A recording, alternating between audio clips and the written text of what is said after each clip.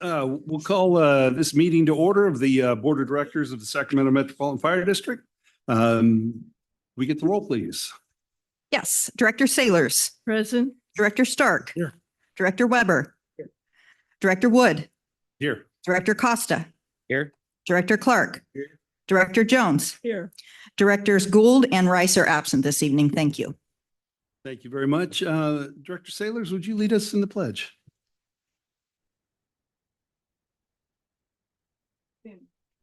Pledge allegiance to the flag of the United States of America and to the republic for which it stands, one nation, under God, indivisible, with liberty and justice for all. Thank you very much. We'll move on to the Metro Cable announcement. This meeting is being recorded. The recording will be cablecast on Metro Cable Channel 14 on the Comcast and DirecTV Uverse cable systems.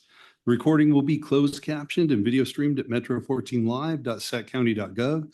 Today's meeting replays at 6 o'clock on Monday, the 15th of September, and again at 6 o'clock on Wednesday, September 17 on Metro Cable Channel 14. The video will also be available at youtube.com/Metro Cable 14. Now is the opportunity for members of the public to comment on items on or not on the agenda. Do we have any speakers? Yes, I have one speaker card from Roger Mitchell. Good evening, Mr. Mitchell.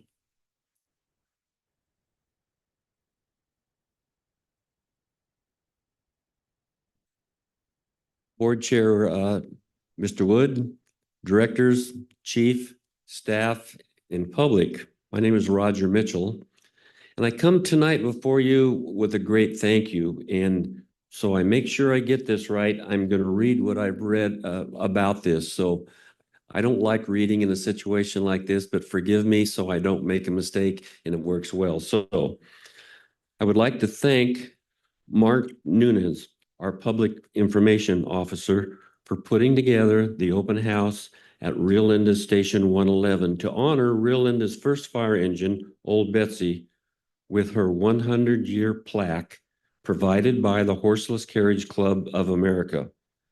Would also like to thank directors that were there. Cindy Sailors. Would like to thank Director Wood and entire family. And Director, I have it written down here, not Weber. Thank you, Mr. Director, for the credit. Deputy Chiefs Tyler Wagaman and Joe Farica. Also Mark Siebert, head of the logistics with the Reserve Firefighters Group. Also the CERT Group and Community Relations, Station 111's crew for hosting this event, and all Metro staff for making this event such a success. Also, Ed Rose for displaying his 1913 Model T, and Lynn and Jenny Kissel for displaying their 1914 Kissel, both clubs from the Horseless Carriage Club of America. So it was a great event, and I thank everybody for their work. Couldn't have done it certainly without your public relations officer. Those of you that were there, I think you would agree that it was a wonderful event. And with a little bit of fun here, Director Woods, I think the family was talking about the jail that will be at our public relations, our fundraising dinner. And I had a comment after that from someone that knows. They said, there's room in that little jail for the whole family, 3. So anyway, but I'm here to thank Metro Fire as a whole. That was a wonderful event. And I'm here to answer any questions, or if you want a comment or whatever about that, would be happy to do so. Do you have any comments or questions for Mr. Mitchell? I do. Director Weber. Yes, We had a lot of independent little newspapers there. Do you know if that's going to be in any one of those? I've been interviewed twice. I've been told there's going to be something in a local paper, but I've also been told that they want to wait until after our fundraising dinner so they can see that the process of raising funds to restore the Rio Linda second engine. So I'm not sure when it'll come out, but when it does, I'll try to grab as many of them as I can so I can get them to the board. Thank you. So you're entirely welcome, Director. You mentioned something about the fundraising dinner. Before that, there's going to be an opportunity to go see the progress on. Yes, sir. What we have attached to each ticket, some of the people that normally come have said, you know, we've never seen the truck and how it looks now. And so what we've done is there will be a couple of people at the old station, which is literally a couple hundred yards from where you eat. And that's going to be opened at, I believe it's 3 o'clock till 4:30 or so.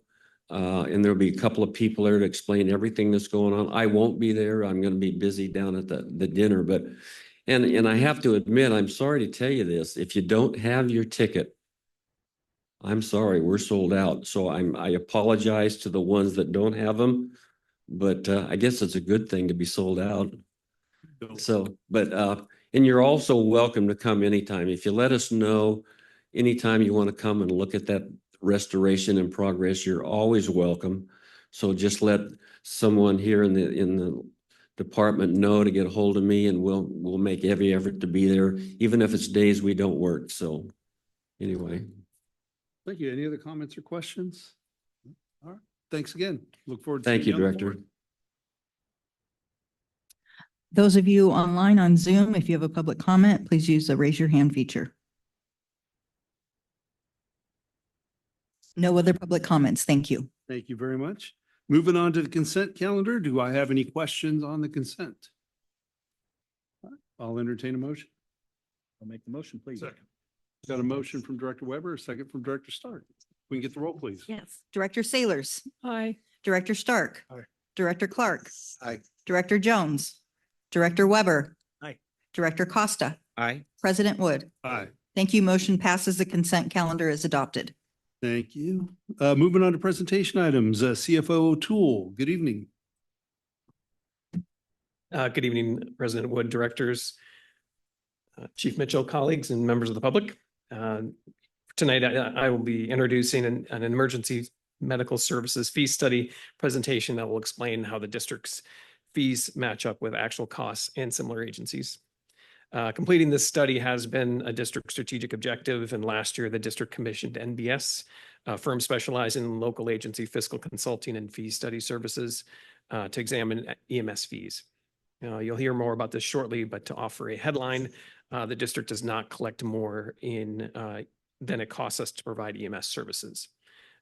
If the board wishes to explore it, there are opportunities to modestly improve collections. For example, the study includes new cost service information related to mobile integrated health that we haven't had before. So with no further delay, I will introduce Nicole Huerta from NBS. She will present the report, and her colleague Nicole Kissam will be participating remotely to answer questions. Thank you, Dave. Members of the board, good evening. Thank you for your time. Okay. So as Dave mentioned, I am with NBS Government Finance. We are an independent consulting firm that works with special districts, cities, counties, and other municipalities to understand the costs that go into you all providing the services to your communities. And we dive into the weeds so that we can then present information to you all so that you can get a clear picture of how your costs calculate into fees. And also so that you all can get a clear picture and understand that the fees that you have set, or if you intend to set certain fees, that they do not exceed the cost of services, which is an important component of conducting fee studies. So should I hit enter for the next slide, or is there got it. Thank you very much. Okay. So for the presentation agenda, there are 4 points here. These 4 points are essentially going to cover what we're going to discuss today through the presentation slides. The first is project goals. So the point of the project, we're going to talk about that briefly. We're going to talk about the project approach, the approach that we used to study the cost of services and get to a place of understanding the fees that align with those costs of services. We're going to talk to you all about the summary of the results, and we're also going to open it up for questions afterward. Okay, so when it comes to the project goals, a main goal of this project was to understand the total costs of providing services. So these would be EMS related services. We understand the fire district provides other services, but particular to this study, we studied EMS services and ensured that we did not include any costs that are related to non-EMS services. That would be fire prevention, for example, or hazmat. Those types of costs, we ensured that those were not included as a part of this. They were from a holistic perspective, meaning the total costs that are incurred by the district are mentioned in our study. However, there is an element of our study that mentions the costs that really are specific to the EMS portion, and that's what we're going to cover today. Another goal is we wanted to ensure that the fees do not exceed the cost of providing services. The last goal of conducting the study, we wanted to provide an opportunity to you all to evaluate the fees and determine if there are adjustments that you all would like to make based on the EMS proposed model that the district adopted back in 2023. For the next slide, we have our project approach. So our projects, when we're doing fee studies, we tend to go through 4 steps. The first being the cost of service analysis. So when we are approaching a study and doing a cost of service analysis, we are looking to understand what it takes financially to provide each service. And a critical component of this is we are analyzing direct and indirect costs. So these are not just staff that would be on an ambulance, for example, providing services on scene. These are also administrative staff that could be assisting with the provisioning of EMS services. So these are staff that could be in finance, for example, or it could be a staff member that is directly associated with the fire department, maybe in a suppression division that does have some administrative related duties that are tied to EMS services. When it comes to fee establishment, that's mark number 2. We established the maximum cost per service based on the expenses that we saw within the report. What I mean by maximum cost per service. So we are establishing the cost that is essentially the ceiling that can be charged for transport, for treatment on scene, and for any other core service that the district provides. For number 3, cost recovery evaluation. When we look at cost recovery, we are looking at costs that are being covered by the fees. And another component that I mentioned briefly before when it comes to cost recovery that's really important is the study has to take into consideration that there are costs that have to be excluded from the study because they may not be EMS related.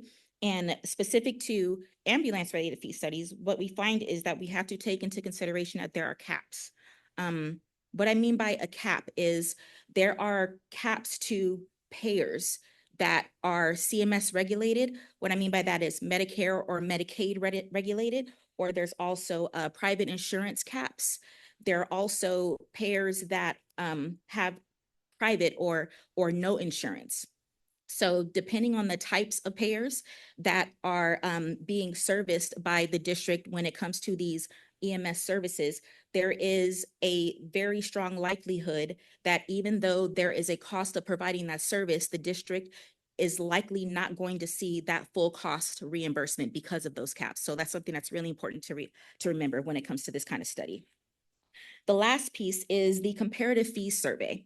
So the comparative fee survey is something that we do to give a visual of neighboring jurisdictions. In this case, we actually went a bit beyond the neighboring area to give a picture of how fees are being charged or what they're being charged in terms of what's being charged for transport, what's being charged for treatment on scene.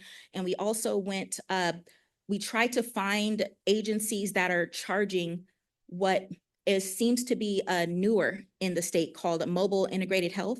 We understand there's a Mobile Integrated Health program or a service that the district has been looking into or been trying to get into service. And in order to do that, we just like to show if there are any other agencies that are already doing this, but from what we found, it's very, very minimal. There are articles about other agencies that are considering it, but from the standpoint of it being in practice, Sac Metro is one of the first. For the next slide, for key data sources. So we used 5 key data sources in terms of doing the analysis for fees. The first, we used the fiscal year 25 adopted budget. We also used annual billing data. But the billing data would have been for fiscal year 24. The calls for service data would have been also for fiscal year 24. We looked at the current fee schedule to see where fees stand today. And we considered the district's EMS service delivery model, since that structure essentially drives how costs were studied within our report. On the next slide.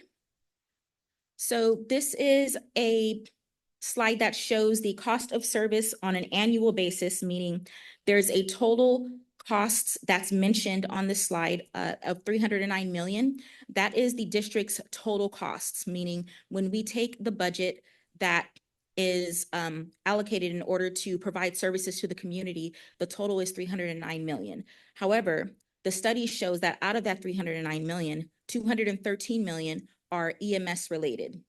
So in determining how to spread those costs, in using the calls for service and in using staffing models and vehicles, how vehicles are dispatched to calls using the EMS, the updated EMS response model, we were able to come up with costs assigned to each of those types of units that respond to EMS calls. So the cost element over to the left lists the different types of costs. So there would be labor, recurring non-labor. Recurring non-labor are just some of those operations related expenses, like maybe some of those contract costs or equipment related costs. Then there's district-wide overhead. So district-wide overhead is the component of other departments that spend time or have functions that are directly related to having support applied to suppression or to the EMS divisions. What I mean by that is human resources, for example, the finance department. Those are all groups, while they are separate from the EMS division or the suppression division, they still have a component in ensuring that the EMS program or the EMS group is able to have all of their staffing needs met, have all of their training needs met, so on and so forth, all of their certifications required by the state in order for the calls to still have to still be responded to and have all of the certifications needed in order for staff to continue to respond to those calls. When we get down into the section that says EMS response 213 million by vehicle type for fee analysis purposes, this is essentially the summary of the table that's saying that we did a study by vehicle type for the fee studies purposes. And the vehicle type, the reason we chose that method is because the EMS response model is very specific to which vehicles will respond to which service types within a geographical area. For the cost of service analysis per fee slide. So here we're mentioning the fees for service that we analyzed. And the 2 fees that were already present before we started the study were transport and treatment on scene. The 3 additional fees that we studied are EMS service, which would be from 911. MIH service from 911, MIH follow-up service, and then there's supplemental transport. We'll get into those definitions in just a couple of slides. So the cost of service analysis per fee slide mentions that there are pieces of information that we used to go into, that went into our cost of service analysis in order for us to get to a place where we had a distribution of costs by type of service for each of those vehicles. The first is we looked at the average time for each responding vehicle by using the calls for service information that was provided. The second, we considered how long the call lasted, each of those calls, what type of vehicle responded, and how many personnel were assigned to each vehicle. The reason that's important is because an ambulance, for example, has 2 personnel, an engine has 3. Could be 2 firefighter paramedics and a captain, or an engineer and 2 firefighter paramedics that are providing EMS-related services on the scene. There could be a truck that's also providing EMS-related services on the scene. However, the truck, instead of having 2 or 3 staff members, they could have 4. They should have 4 staff members. So including the number of personnel on each of those vehicles as a part of the cost of service is something that we consider to be a critical component. Finally, Distributing the cost across the different service types allowed us to get a clearer picture of exactly how much each vehicle is costing in terms of when they respond to each of the calls and the impact that they have, the financial impact that they have for each of those incidents. This next table is a distribution of costs per response truck or response vehicle. So it's the MIH vehicle, the squad, medic unit, engine, and the truck. This is showing on a line-by-line basis what the total cost per service is. That's totaling up to that 213.3 million figure that we saw on a previous slide. It's also giving you a max cost per service. So something to remember, to consider about the max cost per service is this is the maximum or the ceiling that can be charged. When it comes to the amount that would actually be charged is completely up to the district. That would be a policy decision, but our report just identifies the maximum amount, meaning this is the amount that that is the ceiling or the limit of charging per service. A couple of observations from here is that there's a variation of the maximum cost per service for each of these types of services. For transport, transport carries a higher maximum cost per service because each service type requires a greater resource commitment compared to other response types. Also, close to the transport figure that is coming out as a max cost per service is the MIH service from 911. So this is actually something that would be considered a new fee since the district is looking to build out the MIH service. MIH also carries a higher maximum because of the service type requires just a greater resource commitment compared to other response types. However, getting into treatment on scene. So treatment on scene has a lower max cost per service because those incidents are resolved without a transport and they don't incur those offload times or those transport related times, meaning from the scene to the hospital. Those are not costs that would be incurred on this type of incident. So that's why that cost is a bit lower than you see for the transport amount. And then the MIH follow-up is something else that's newer. The MIH follow-up is for in-home or on-site visits conducted after an initial 911 encounter. And then there is the supplemental transport, which pertains to scheduled or like lower acuity ambulance transports that do not originate from a 911 call. So those are a different type of ambulance, different type of medical apparatus that would do the transports for those individuals, but not something that would come from 911 dispatch. Go back. Yeah, sorry to interrupt. I have a quick question. Can you just confirm offload time again? You defined it. So when there is a patient that is being transported and the ambulance gets to the hospital, they can't always just drop off the patient. Right. They have to wait until the patient is able to get service or be seen from a member of the hospital. And that is what we mean by that offload time. Just wanted to confirm, so we do take that into consideration when we evaluate that. Okay, Absolutely. thank you. Mr. President, I have a question on this slide, if I may, please. Thank you for all this attention to detail, especially the parsing out of the hours for the MIH versus an ambulance 24/7. Right. That's, I appreciate that. This canceled en route number on page 8 jumps out at me for MIH. Can you tell us what's going on there? So in the calls for service data, whenever there is a vehicle that is identified as an MIH vehicle, then, and there happens to be a call that was canceled, but it was MIH specific, then that is the amount that we identified under canceled en route, which means that those are costs that cannot be recovered. The MIH vehicle in fiscal year 24 came up in the calls for service in the 911 dispatch. I believe this was when the district began testing MIH, but there were still MIH related calls within the 911 system, but not necessarily deemed MIH, just an MIH vehicle. Well, I'd like to follow up offline on that number. Thank you. I have a question too. Regarding the MIH, I'm sorry, I'm new, so I'm learning a lot of this. It's, I believe that the MIH is covered, you said, or I've heard by a grant at this point. So that'll be for approximately 2 years. The grant. It'll Okay, and so it's approximately, if you add those two up, it's approximately $2 million. Is there anywhere in this study that reflects the money that we're saving by sending out the MIH to help, balance the book, as it were, to show that we're actually saving money by not having to go to other calls? I know there's been some studies of that, but is it reflected anywhere in this report? So under total service cost on this slide here. Yeah. If you go 4 rows down to MIH follow-up service, and under the total service cost, that's coming up to about $800,000.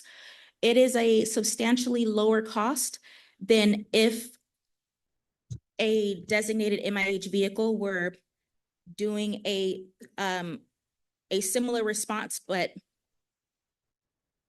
having that response being grouped under a different type of service.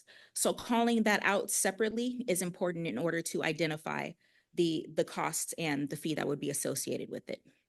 I would just like us to track that going forward. I mean, if we are saving a significant amount of money from using MIH, which I believe we are, just that that's somehow reflected in the report. Thank you.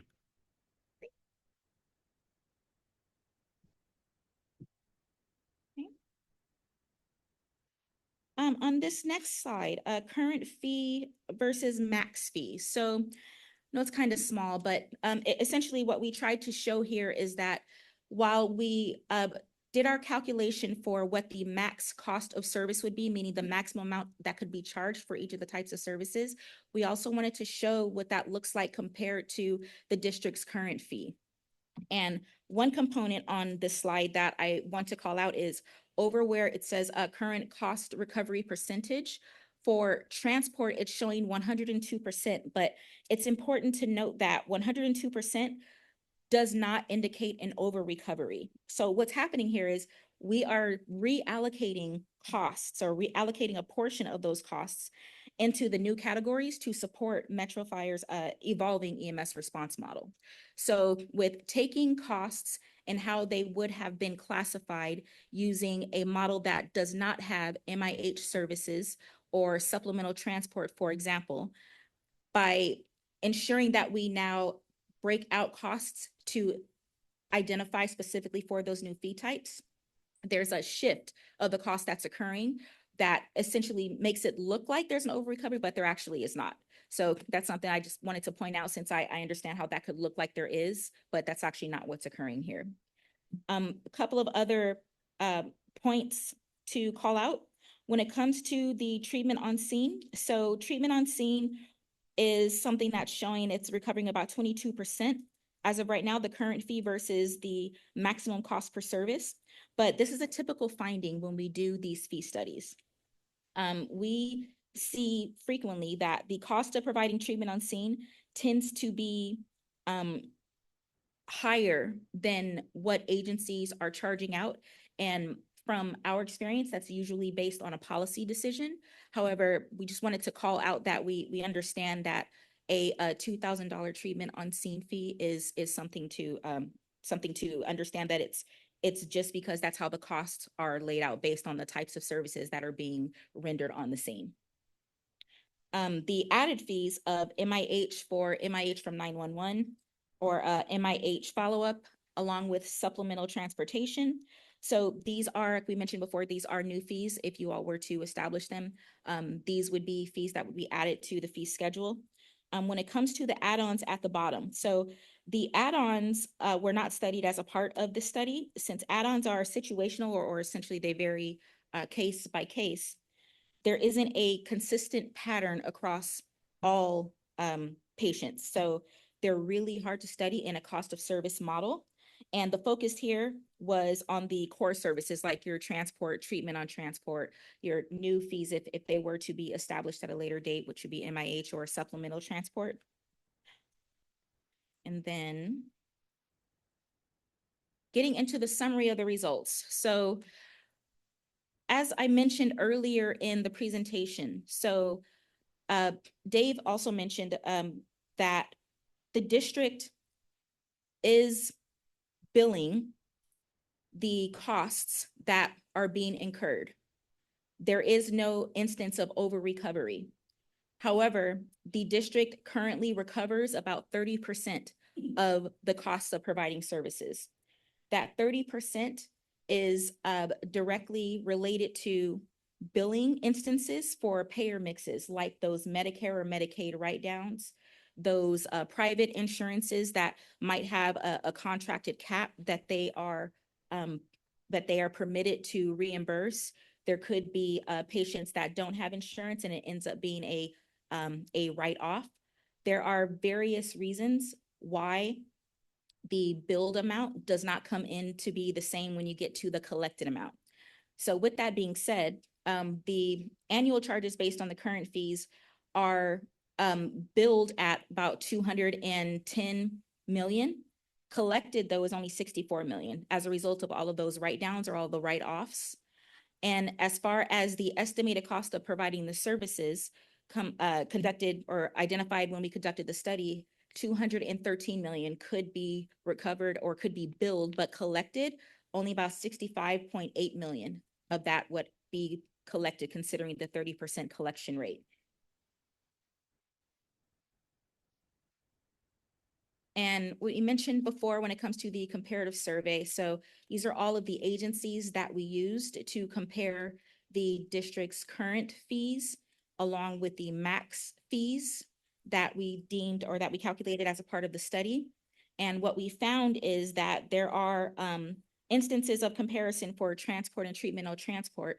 When it comes to the transport fee, it is within the range of the agency studied and also within the range of the average of Sacramento County EMS agencies. Treatment on transport, there are less agencies that charge that amount. However, for the ones that do, the district's fees are higher than those. But as I mentioned, the max fees would be higher than those. But as I mentioned before, there could be reasons why the treatment on scene fee is adopted at a lower rate than what is included in the study. And then the other areas that we noticed pertain to MIH and supplemental transport. There aren't any other agencies that we were able to find that are actually charging these fees at this time. So Sac Metro would be the first or one of the first. And then when you get into those add-ons, so while we didn't study those, we did take a look at how other agencies are billing them. And the district is very, very close to how all of the other agencies are billing those fees. And I will open it up for questions.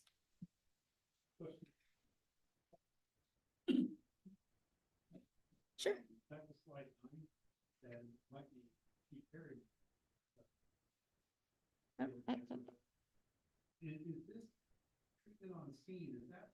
Relatively new? Is that something that we recently started doing? In 17, we discovered that Medicare code existed, and I didn't think we were billing for that before then. So is that one of the reasons why we're so low on that?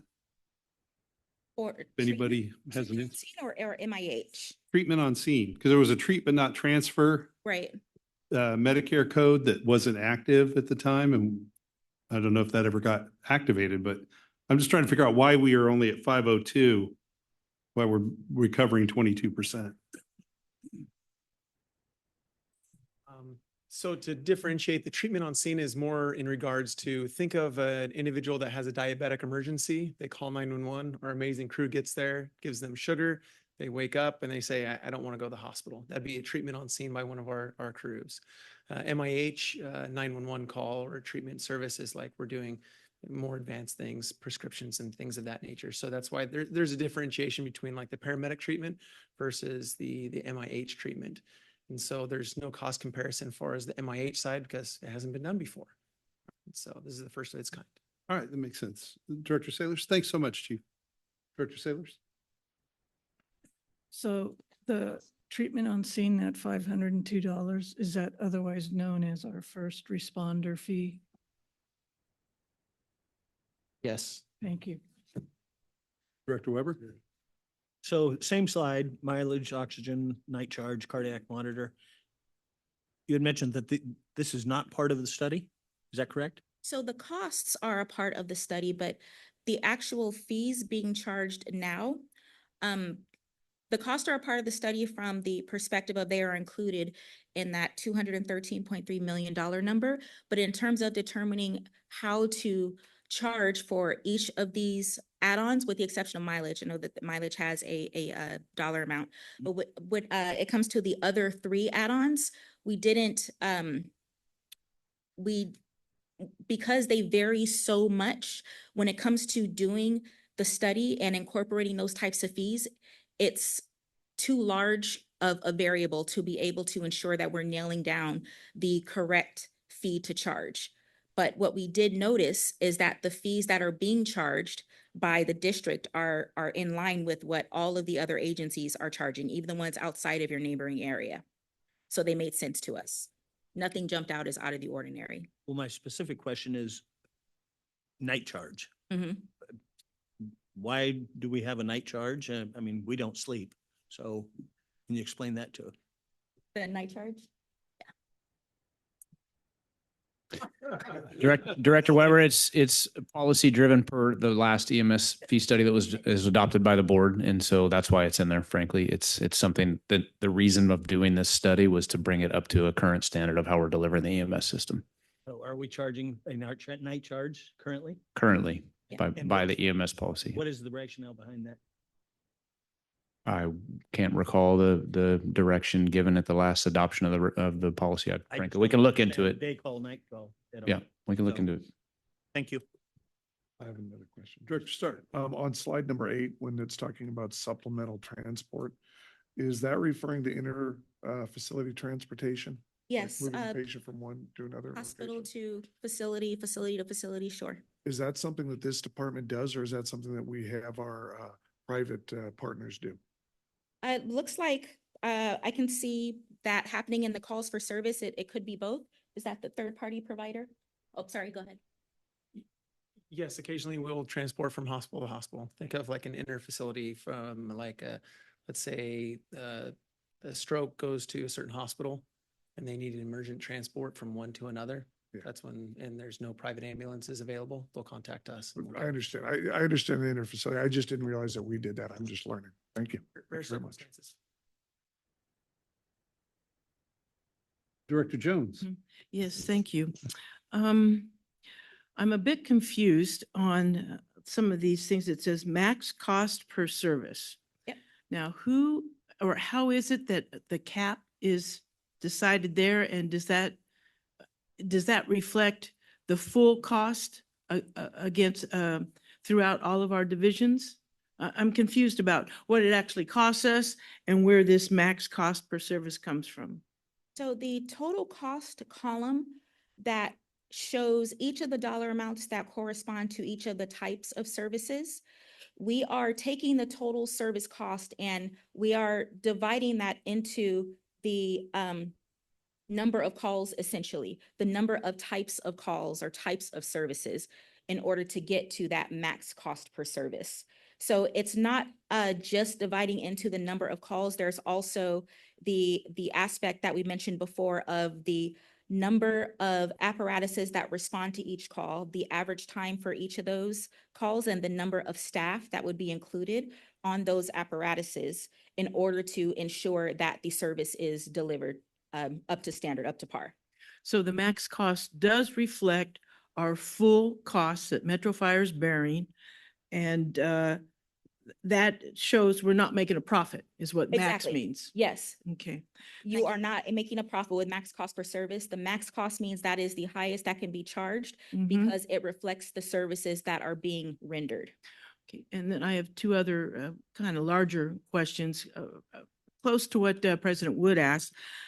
Okay, on what does Medicare reimburse for? We had, I think it was earlier, the list of fees, 5 or something like that. What does Medicare reimburse on these tables?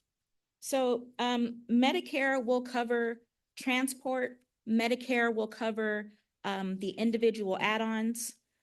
It's just that there is a cap to how much Medicare will reimburse the district for the services rendered. And is that at 30% of our max costs? No, Medicare, so when I say 30% of your costs, what that means is that out of all of the dollars that are billed to patients, 30% of that is being recovered, 30% of that is being paid. Doesn't necessarily mean that it's 30% that Medicare is paying or 30% that Medicaid is paying. It's just across the board, that dollar amount that this district is seeing for the year is 30% recovery. No, thank you for that clarification. What is the percentage that Medicare reimburses us?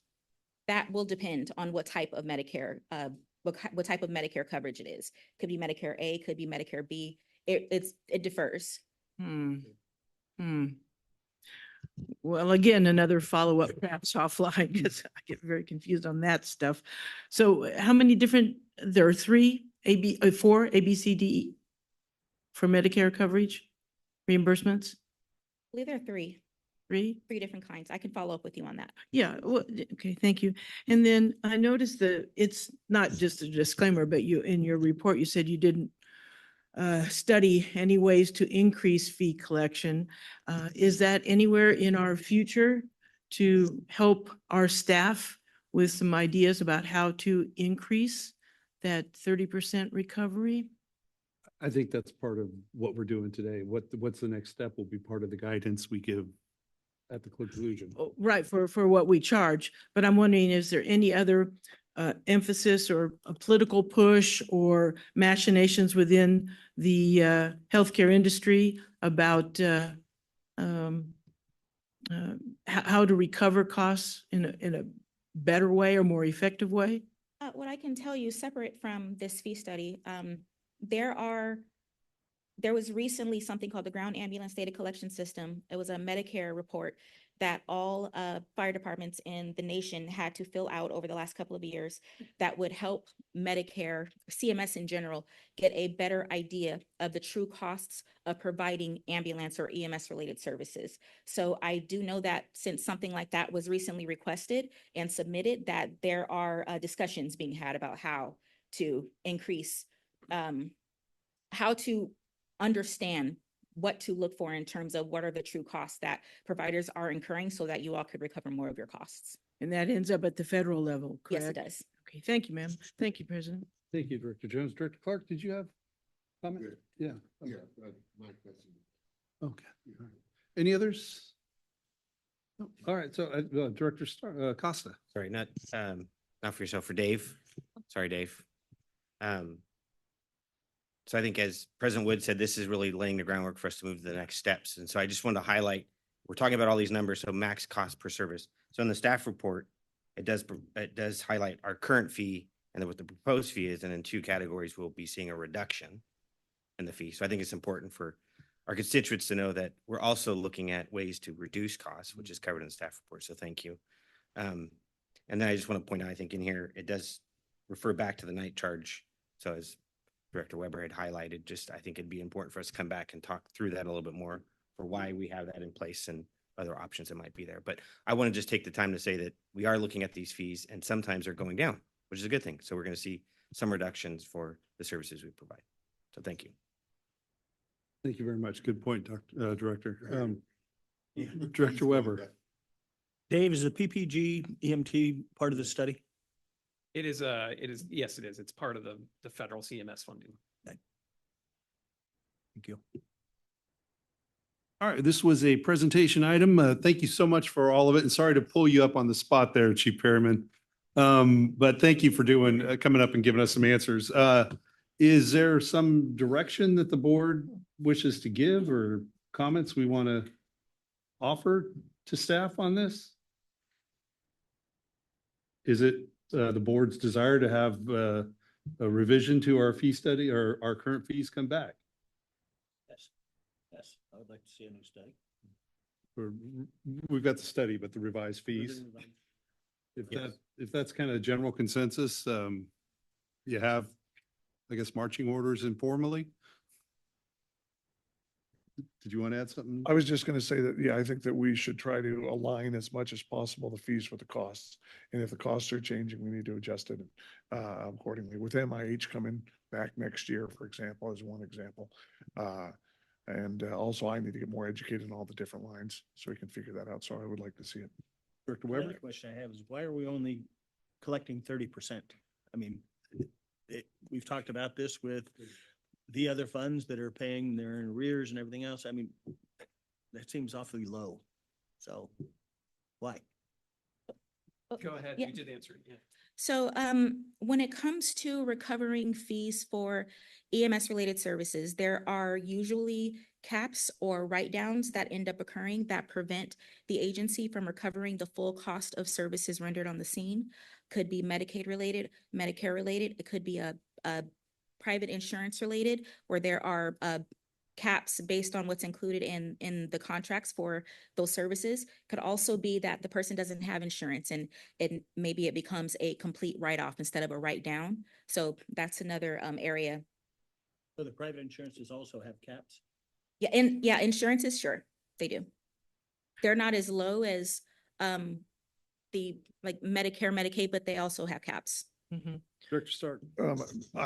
Just a thought about that is that some of these it's a political issue because these are different agencies that we're collecting from, some of them Medicare and Medi-Cal, which is the federal government, which they set a certain rate. As we've seen with trying to find psychologists and psychiatrists, they won't take Medicare because the rate is set too low. It's set at the federal level.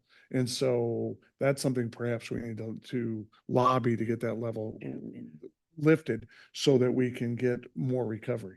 So that's probably part of it. Another quick question. Director Jones? Thank you. It's not so quick, but this idea of discussion ties in with what my fellow directors have mentioned. This idea of the 30%. Now, one question comes to mind. Do we bill the person if for overages above these caps? No, I don't, No. that's not happening, correct? No, we'll Right, just be billing based on the type of service that was provided. right. Wait, we bill the agency, we don't send it to an individual for the overage. There are The there are overage? prohibitions against balance billing in certain fields. Certain fields. Certain, like California is a state that has a prohibition against balance. billing. Balance billing, yeah. So it's prohibited to, If you accept the insurance money or the Medi-Cal, okay. you accept that money as full payment. Thank you, Dr. Wood. I appreciate that. Very good, very good. But can we, when we revisit this, can we have some options for the, like, So- for example, I kind of, what Director Weber was saying about night calls kind of, I think we might share some of the same perspective on that. So we would want some options. Yeah, so if I may, I hear you, Director Jones. And so just as an awareness, this is the first step in the process of going through and redoing our ambulance fee structure. This is just the initial step. The feedback you all are providing is going to inform us for what exactly what you're talking about looks like. So thank you for the feedback. There's multiple more steps in this process, ultimately resulting in us adopting a new EMS fee structure to represent what we're currently offering services for. As an example, with SB 1180, that allowed us transport to alternative destinations, mobile integrated health and community paramedicine funding opportunities with Medicare and private insurance. That's why we're doing this, to be able to bring it up to the level that we need to, and also not rely on the current billing structure of when you call 911, you get an ambulance and you either go to the hospital or you don't. We all know it's different now. Right resource, right capability, right time, mobile integrated health, sobering centers, psychological services. This is all part of what we're talking about here to get to what right looks like. So this will be a multi-phase process, but please feel free to reach out with any other questions and input so we can get that moving forward. I very much appreciate those comments, Chief Mitchell, because we need to take not drag it out, but we do need to do this step by step and fully investigate all the ramifications of costs and how to replenish those expenditures that we have to do. Thank you, Chief. All right. Any other comments, questions while they're here? Going once, going twice. Thanks so much. Appreciate all the time and energy you put into this. Thank you. Thank you. All right, moving on to our action items. Items 1, 2, and 3 are all going to be presented by Shay Purcell. Good evening, Shay. Good evening, directors, Chief Mitchell, public, 1-2, never forget. 24 years ago today, Chief Mitchell and I were in the fire academy together. It was a banner moment. Anyway, first of these tonight for you guys is a purchase for 4 Type 3 engines. This one is going to mirror the CAL FIRE specification. Our neighbor to the south had the opportunity to buy these vehicles a year ago and then reneged on the purchase. They decided to go a different direction. We had the opportunity to capture those 4 vehicles at the cost that they were sold out a year ago and at the timelines that they would be built. So we knocked a year off the timeline, saved a little bit of money. These will be completed with the 4 sister units that we ordered also a year ago. So we'll get all of them at the same time in fall of 2027. And staff recommends that the board approves this purchase of 4 BME Type 3 engines from Golden State Fire at this time. Do we have any questions on item number 1? All right. Well, thank you so much. I'll entertain a motion. Second. I'm I heard sorry. Director Clark and I heard Director Jones first. Okay, great. Director Sailors, Aye. Director Stark. Aye. Director Clark, Director Jones, Aye. Director Weber, Director Costa, Aye. President Wood. Aye. Thank you. Motion passes. Thank you. Excellent. On to number 2. This is for 2 rear mount aerials. The approved CIP plan for the next 3 years includes 3 aerials. This is for 2 of the 3 at the rear mount units. The third aerial, a tiller style, will come before the board in a future board meeting. We will be prepaying for these units to obtain a significant discount, in this case, about $630,000, and to avoid cost increases over the next few years that happen 4 times a year for Pierce. Due to the number of units we're purchasing at one time, Pierce has reduced the lead time for us from 4 years to 3 years for these units, so another little perk. Staff recommends the board approves the purchase of 2 rear mount aerials from Golden State Fire Apparatus Incorporated at this time. Before I give other questions, just wanted to get out there on the record. We're also getting a performance bond so that we're guaranteed that we will either get the apparatus or we will get our money back, correct? Correct. No risk at all. All right. Any questions or comments for Mr. Purcell? No. I'll entertain a motion. I'd like to move it.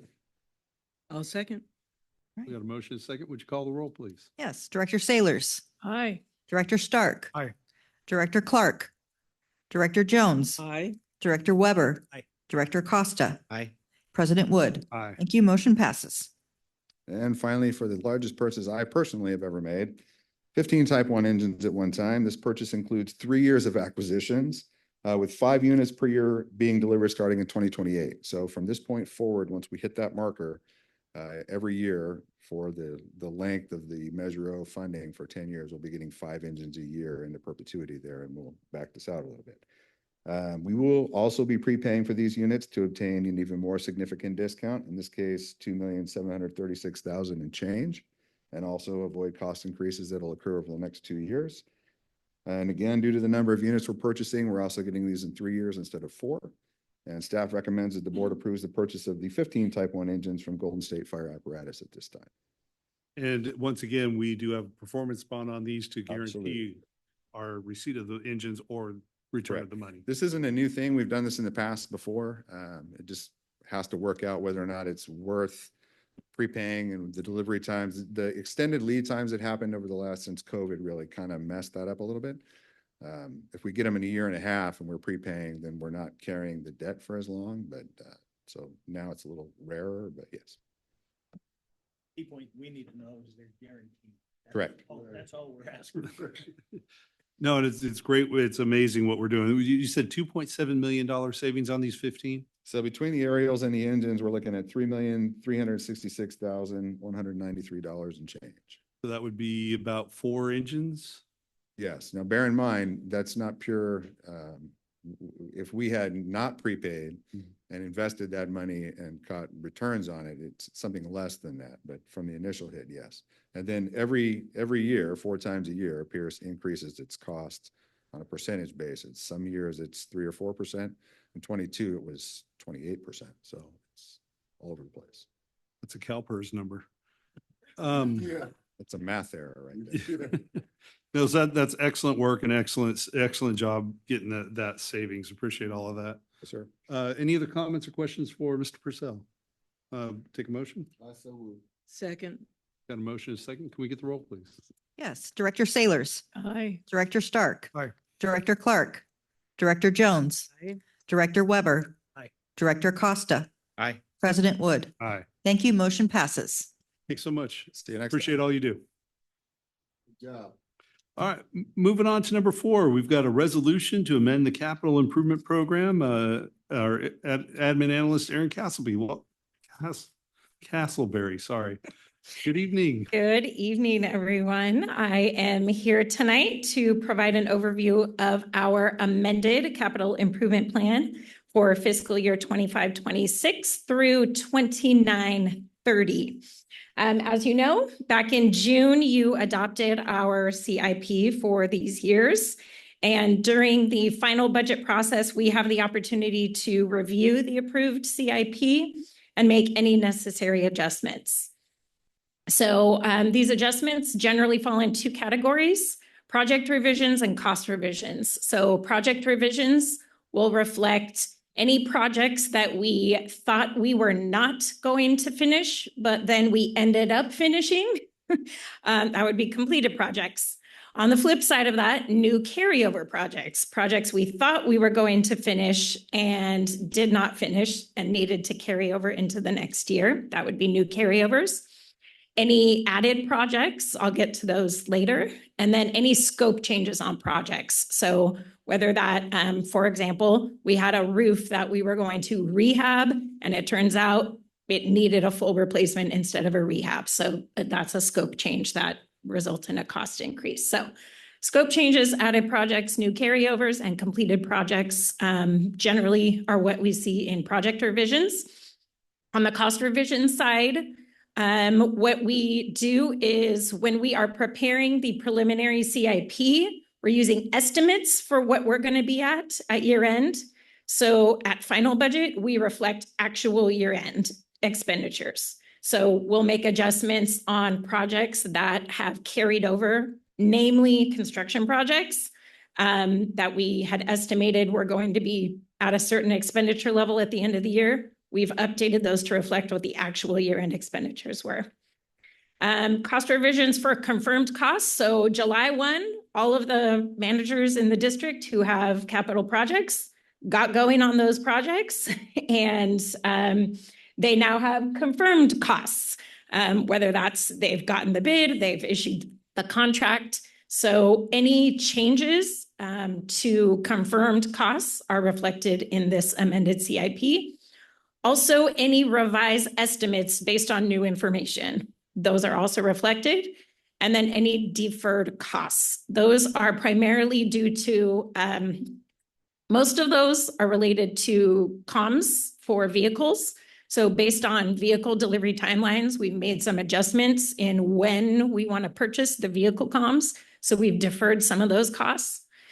Another deferred cost is for projects maybe that we thought we were going to be able to get done this year, and turns out maybe there's more scoping that needs to go into that project. So we're going to delay it until next year until we have some additional information. So as a result of this review, the amended CIP actually recommends that the board authorize 55 projects instead of 46. On the left-hand side, you will see what was adopted in June. On the right-hand side in red is what the amended CIP reflects. So you can see 9 additional projects are being requested. We'll go through those shortly. Apparatus and equipment, we added 2 projects. We added 7 facility improvement projects, and those were the only changes related to projects. Similarly, costs. The adopted was 179.1 million total across 5 years for the approved projects. And that cost has actually gone down. We're going to talk about why we are seeing some of those savings, but I think Shay's presentation explains a good portion of that. So apparatus and equipment went down. Facility improvement had an increase due to the added projects.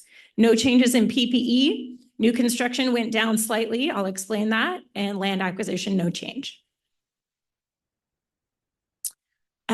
For this current fiscal year, 25-26, what the appropriation for this fiscal year is for those projects you'll see on the left-hand side was 109 million. That is actually reduced to 103 million. So we're actually seeing a net reduction in our planned expenditures in the CIP for fiscal year 25-26, and we'll go over those changes.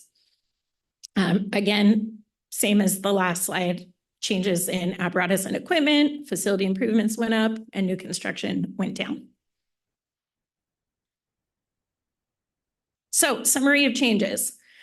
In total, we had a total of $913,000 worth of cost increases in projects that were either revised costs or revised cost estimates.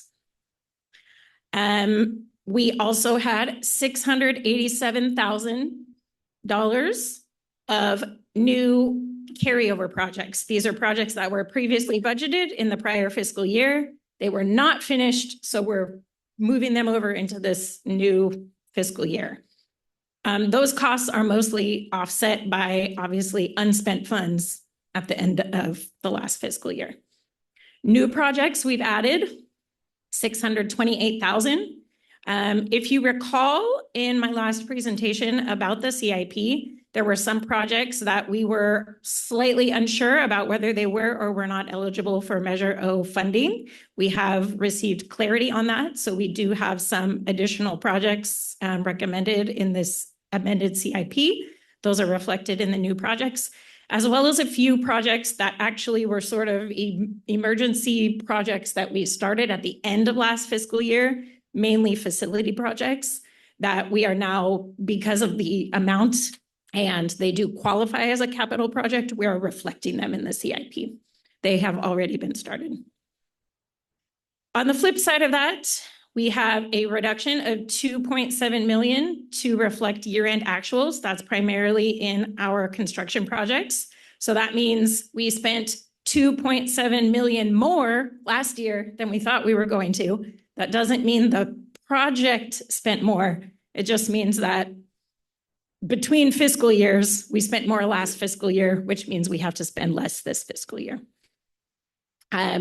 Similarly, we've had $4.5 million in reductions due to revised cost and revised cost estimates. So Shays was the biggest. That was about 3.5 million in apparatus reductions.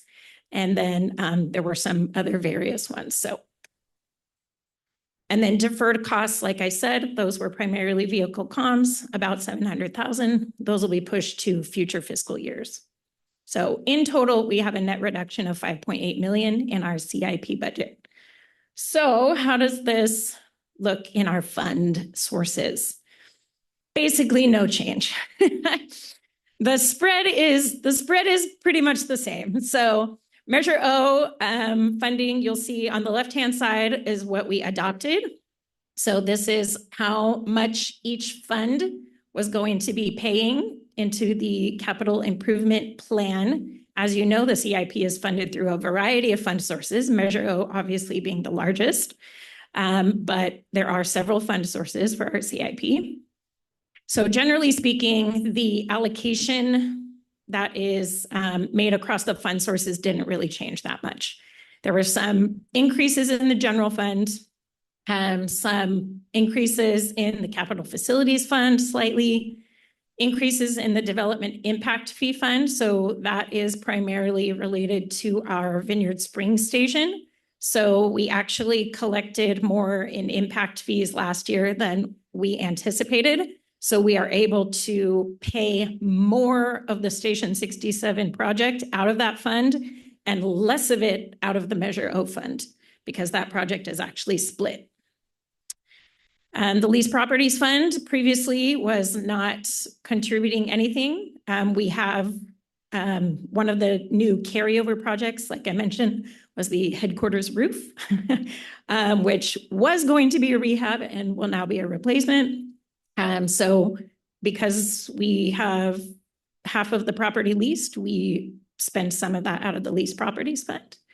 The Measure O fund went down. The biggest reduction you can see there, that's primarily due to the apparatus cost savings. And then the Special Projects Fund, that is for our Zinfandel project, that went down. And again, that's just the distribution between the fiscal years. We spent more last fiscal year out of that fund, so we don't have to spend as much this year. We will be spending down that entire fund this year with that project. Yes. Sorry, just a quick question for clarity. So on the amended side, the general fund, we're seeing a 0.7 increase. Right. Can we just talk to the difference between that and Measure O again, please? Sure. We're seeing a reduction on the Measure O side. Yeah, so some projects are not Measure O eligible. So we saw cost increases in several projects that were funded through the A fund instead of through the O fund. So that is what that we're change seeing is. there. Okay, Yeah. Thank you. Mhm. So Measure O, generally speaking, has to, eligible costs for Measure O have to be capital costs. So anything that's not equipment or capital related cannot be paid with Measure O funds. So for example, let's say PPE, that's not considered a capital equipment. So some of our maintenance things, those are not considered capital investments. Yeah. I think it's important for the clarification, Yes. just because, our constituents fund in Measure O and they may have a different interpretation of it. So I think it's Yeah. important that you clarify. Mhm. Thank you. Yes.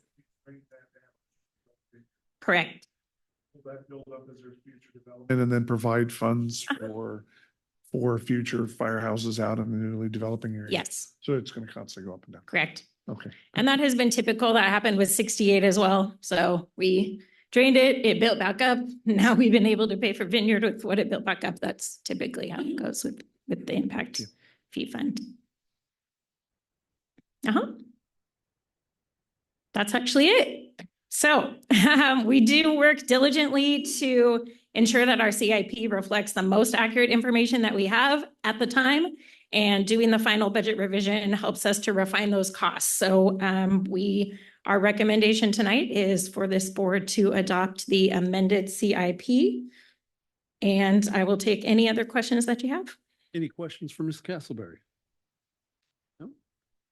Do I have a motion? I'll make the motion, please. Second. Got a motion and a second? Can you get the roll, please? Director Sailors, Aye. Director Stark, Aye. Director Clark, Director Jones, Aye. Director Weber, Aye. Director Costa, Aye. President Wood. Aye. Thank you. Motion passes. Thank you. you so much. Great work. All right, next up, we have the final budget 2025-2026 with our CFO, Dave O'Toole. Welcome back. Thank you. Good evening again, President Wood, directors, Chief Mitchell, colleagues, members of the public. Here we go. I will be presenting the 25-26 final budget. And for memory's sake, the final budget is the modifications to the preliminary budget you adopted in June. So the changes you'll see are relatively small. But we will be comparing significantly to prior year, to 24-25. So you can see the actual changes year over year.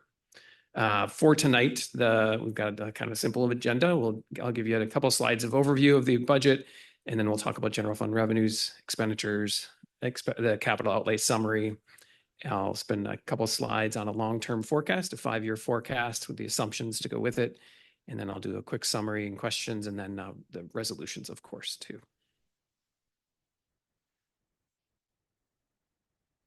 So, 2 slides there. There we go. Final budget overview. So this is the slide I use to give a big picture of what the budget looks like. There's a section at the top in gray that's all funds, and the section in the blue is general fund. And I did provide 2 reference points to final, the prior year budget and preliminary, so you can kind of see how we hopped from one to the next. So the Measure O well, let's see. Starting with the gray area, the final budget revenues from all funds are 358.9 million. Expenditures are 457.5 million. So the expenditures really jumped up from prior year, and that's because of Measure O.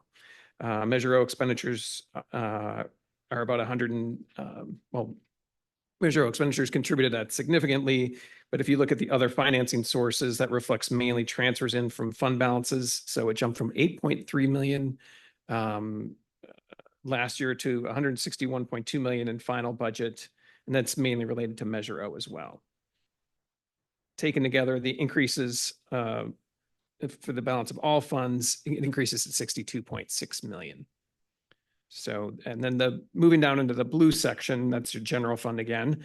The final budget revenues climbed from 329 million last year to 341 million. Expenditures reached 341.7 million at final, as we expect. And the next row, the other financing sources, which is mainly the net of transfers in and out of the general fund, balances were reduced by 4.1 million.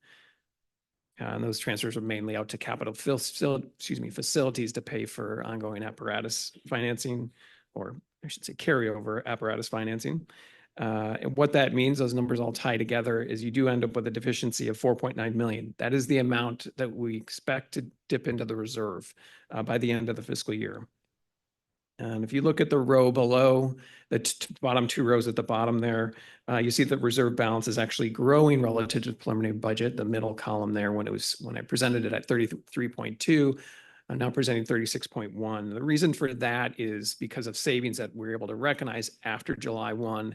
The audit is not complete. We typically recognize everything in mid-year after the audit is complete in December, but we're able to look at it and recognize there's going to be significant savings, so we can recognize 3 million now. And that's why it jumped up from prelim to final.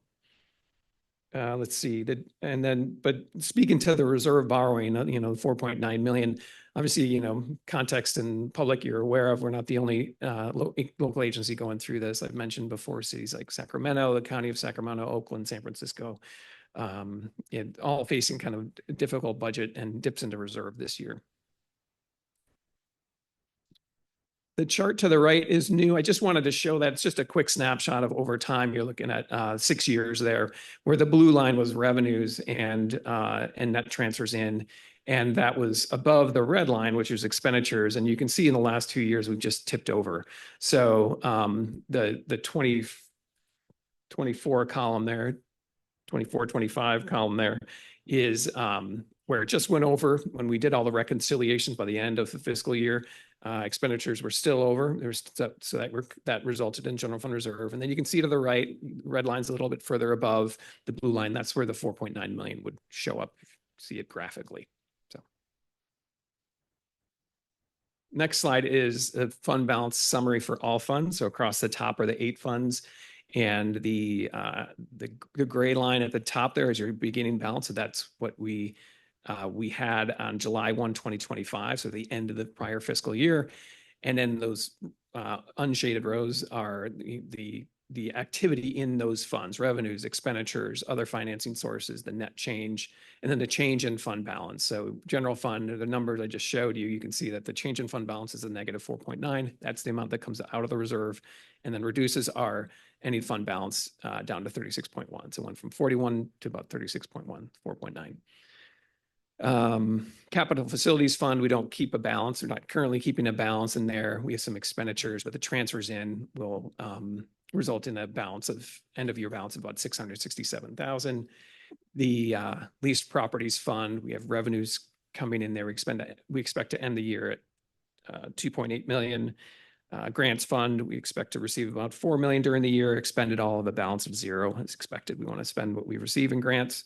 Development impact fees was just mentioned. We have a balance about a little over 14 million right now, with the expenditures shown and just referenced in the prior presentation. Expect to have around 3 million at the end of the year, 2.9. The next 2 funds are Measure O related. So we have a debt service fund. We begin to pay off that debt service over 30-year lives of the bonds. And then the next is the amount that we expect to spend, the 76.5 million in Measure O. And then the next column is Special Projects Fund. Again, we expect to spend that on this. We have a balance of about 150,000, but we'll update that at mid-year. So that is the big picture of all the funds. You can see all of your funds, the activities, what they started with, what happened, and how it finishes. So now getting to general fund, I had a couple of slides on revenues and expenditures. As noted there, so the projected general fund revenue is 340.9 million. That's 12 million over the prior year, the 3.6% increase. Property taxes were up to 224.9 million, which is almost 12 million over last year. In the charges for services category, We see EMS fees at 50.2 million, which is 3.2 million over last year. The public provider ground emergency medical transport program will be at 25.5, which is 1.3 million over last year. And then VRP, expect a modest increase, 333,000 to 16.5 million. CRD fees, expect to drop off slightly down to 6.4 million relative to last year. And then the net of just that last bullet there, a net of formerly IGT classified funds. We used to have an IGT fund where we put voluntary rate wrench program and PPGMT, move those into the general fund, but just for continuity, so you can see the net change in those is the net revenues will be 26.6 million, which is about $600,000 less than 24-25. So even though the revenues are going up a bit on those, the expenditure side, which is the amounts that we pay the Centers for Medicaid Services, CMS and feds, or the State Department of Healthcare Services have gone up a little bit too. So that's a big picture of your revenues. On the expenditure side for general fund, again, the number is 341.8 million. We're at 18 million more than last year, a little under 6%. The labor budget's at 273.5 million, 6.6 million over last year, 2.4%. This was no change since preliminary, but just continued this next bullet here. So we did add 10 positions, including 6 firefighters effective in May. Let's see, a shop assistant, a helicopter mechanic, warehouse supervisor, and facilities tech. Labor costs will be about 80% of general fund revenues, which is down slightly from what I had at prelim. I think it was 80.4, 80.5 right around there. So with the adjustments this year, that since prelim, it's changed a little bit. Service and supplies, 63.2 million, which is an $11 million increase over prior year. A couple of things making that up. There's I mentioned some savings. There were some savings in services and supplies where that was. So that goes into, so that reduces last year and it makes the increase look higher. So that's about 3 million of that. But the other balance of that, around 8 million, are several increases across the board. I have a slide coming up which lists some of the higher dollar changes to service and supplies as well. The labor portion of the expenditure budget, first for terminology, compensation includes your wages, incentives, paramedic, education, longevity, as well as overtime, constant staffing, out of class pay, sick and leave buybacks. That all falls in compensation. On the benefits side, that's your payments of PERS to SCRS, medical costs, that kind of thing. Between those two, so starting with the compensation portion of the page there, the top portion, 152.6 million. Wages were 5.4 million or 6.4% higher than last year. There is no, in this budget, there's no wage increase built into this fiscal year. Constant staffing is 6.5 million or 21.2% lower than last year. You can ask, why would that be? This is attributable to a change in how we're recognizing positions. So we're now recognizing not just all positions that aren't in the pool, but all positions that are in the pool as filled. And that results in a corresponding reduction to constant staffing. So our wages actually went up in part because of that methodology change. Let's see, incentive pays for EMT, paramedic, education, hazmat, and longevity are $1.5 million higher than last year. Moving on to benefits, the total benefits are 121 million, which is 5.2 million more than last year. Increased CalPERS contributions of 7.1 million, which is 11.6% increase over prior year. And the increased medical costs of 2.7 million.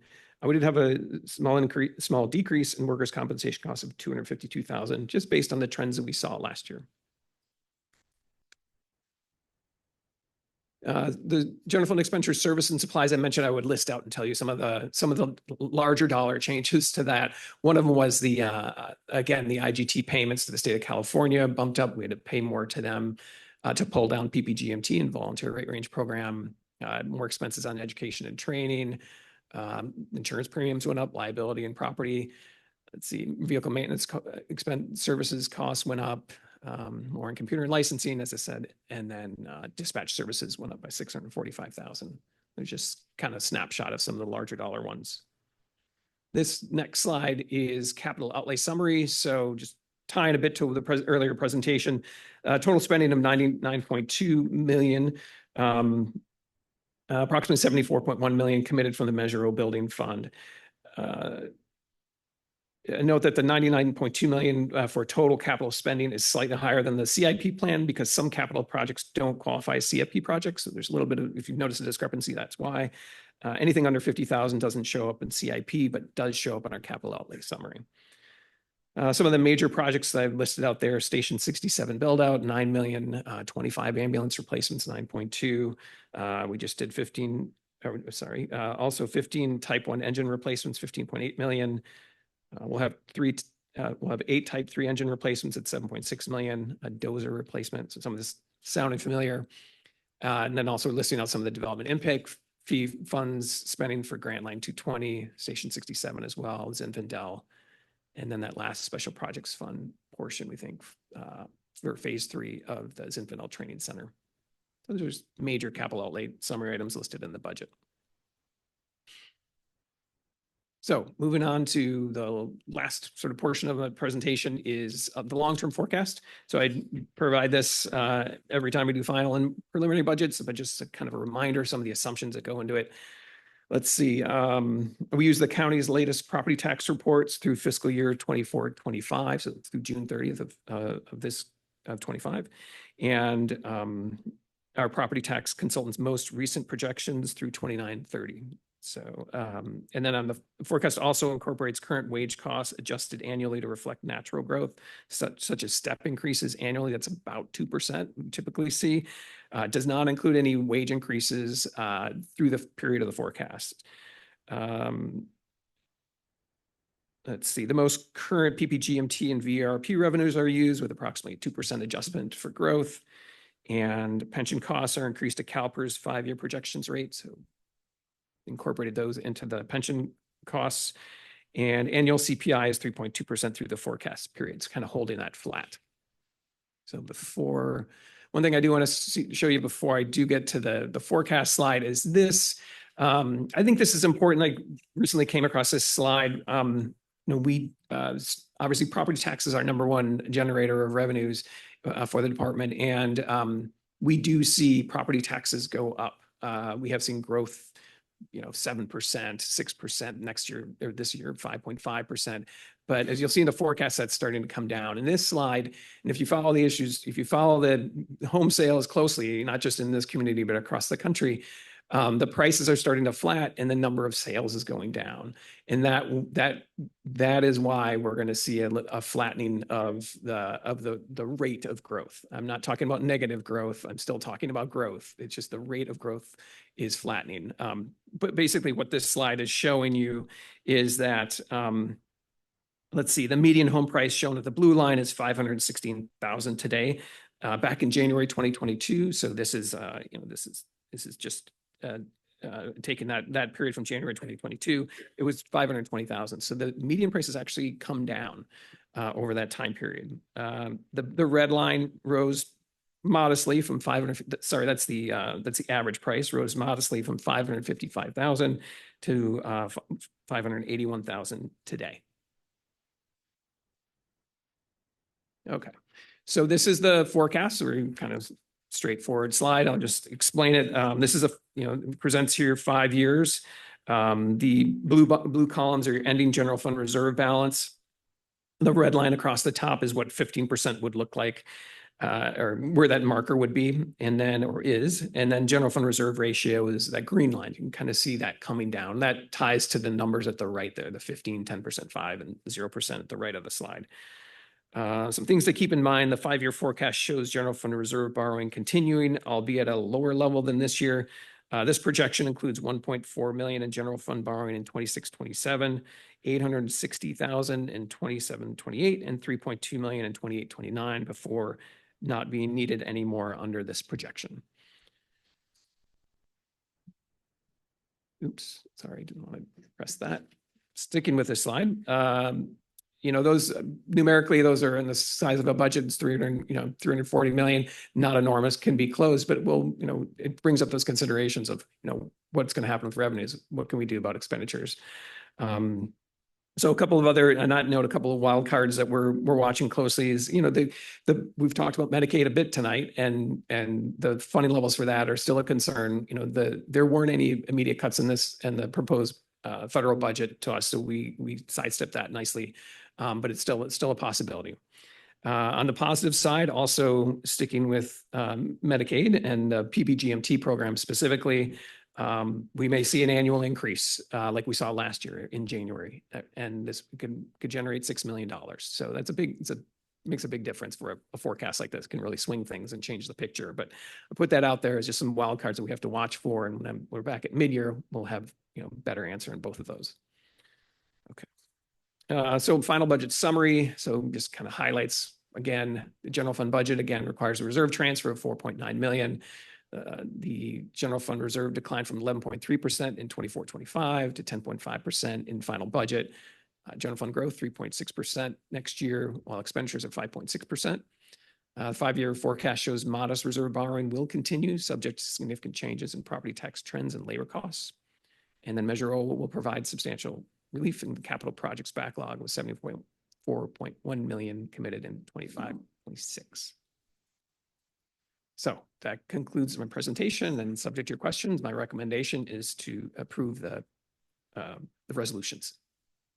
Thank you very much for the detail. Do I have questions from my colleagues? No? You covered it all. Thanks so much. We can go through these. We have to take these individually as you're all familiar with that requirement. So if somebody wants to start off with a recommendation for item 5A. I'll move it. Second.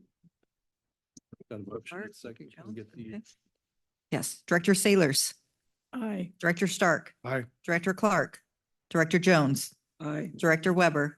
Aye. Director Costa. Aye. President Wood. Aye. Motion passes. Thank you.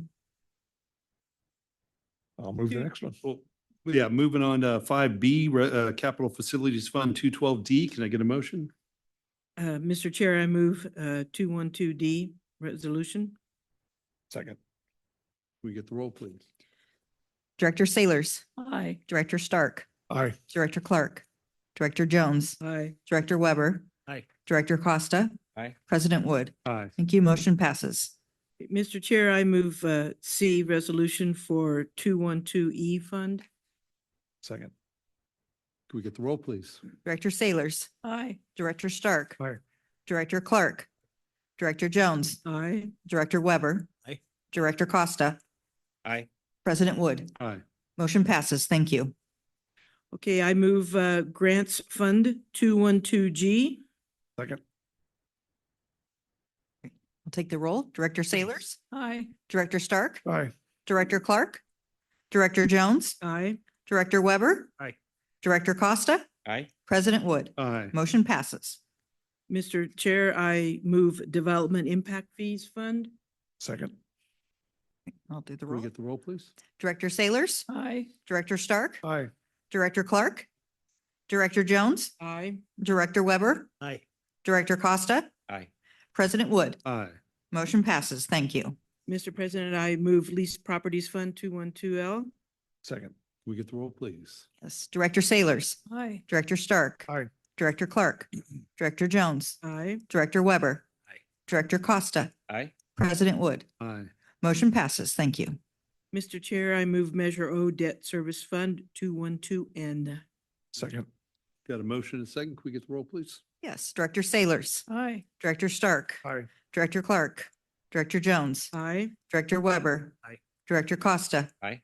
President Wood. Aye. Motion passes. Thank you. Mr. Chair, I move Measure O building fund 2120. Second. Can we get the roll, please? Yes. Sailors, Aye. Director Stark, Aye. Director Clark, Director Jones, Aye. Director Weber. Aye. Director Costa. Aye. President Wood. Motion Aye. passes. Thank you. Mr. Chair, I move special projects fund 212S. Second. Can we get the roll, please? Yes. Director Sailors, Aye. Director Stark, Aye. Director Clark, Director Jones, Aye. Director Weber. Aye. Director Costa. Aye. President Wood. Aye. Thank you. Motion passes. Thank you so much. Congratulations, Dave. And thank you. Appreciate all the patience going through that. We have to go through that one at a time. It's a lot of work, a lot of repetition, but All right, we're moving on to item number 6. This is came up recently with the some conversations we've had with the city of Folsom. And for point of background, Chief Mitchell has offered to pick up that oar for me. So thank you. Thanks, President Wood.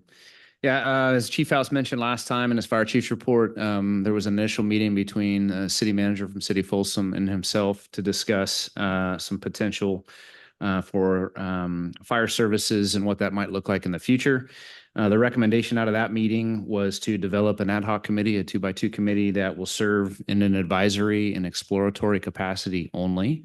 It will consist of 2 members from the city council, from the city of Folsom, and 2 from our board. The intent is to assess the existing fire service delivery models in both agencies and look at opportunities for any collaboration or integration, review the fiscal, operational, and governance implications of potential partnership models, and then provide the periodic updates back to the full city council, City of Folsom, and the Sac Metro Fire Board. The Folsom City Council did take this up as an action item at their last meeting on the 9th and appointed 2 members from their city council to participate in this committee. And tonight, President Wood asking for recommendation from the board on what that might look like for us. Any questions, I'll be happy to answer.